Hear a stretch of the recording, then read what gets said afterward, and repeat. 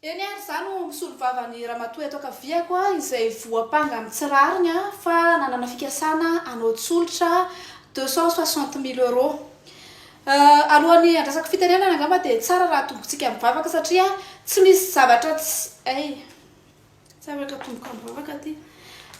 Fanontaniako ngambany dia zao hoe aiza ny toilette dia ty ihany ve nisy de secours atao amin'ity efitrano ty.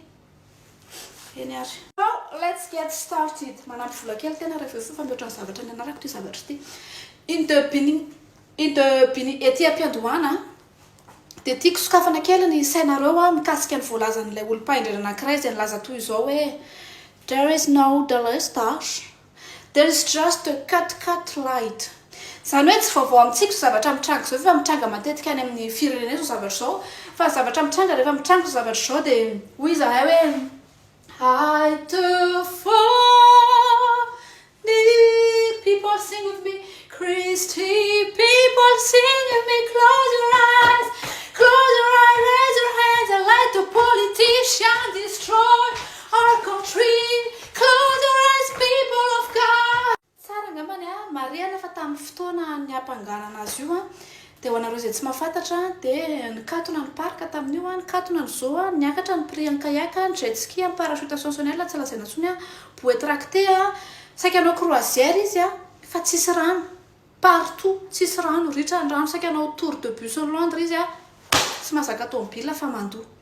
Ka ho anareo manatrika eto ve dia misy aminareo hoe congé nareo dia tsy hanao activité fa hijanona fotsiny ao an-trano. Misy tsy maintsy masahy mijoro a, raha misy anankiray fotsiny eto a, masahy mijoro hoe rehefa congé nareo dia mipetraka fotsiny ao amin'ny hôtel fa tsy hanao activité.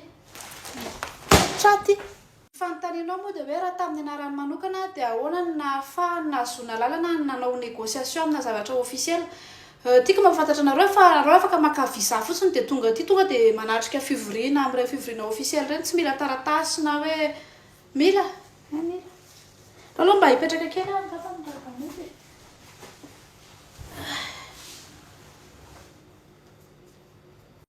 eny e, mety tsy ny olona rehetra marina no afaka tonga dia manatrika fivoriana sy miditra amina négociation na zavatra avo leta tahaka izany fa araka ny voalaza ny lalàna ao amin'ny andininy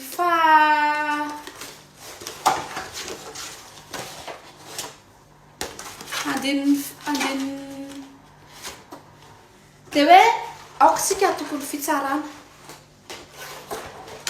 raha tsy ato izy ngamba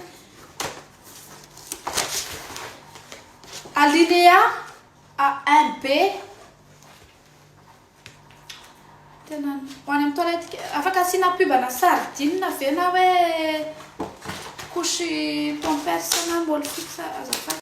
Izy ity kosa ngamba tsy misy tsy vita fifampiresahana e. Gataka ny fitsarana ngamba aloha mba hisintona kely a dia mba hakaina kely kosa satria human is not chicken na hoe ny olombelona tsy akoha, mba malala reraka koa zay, malala reraka zay.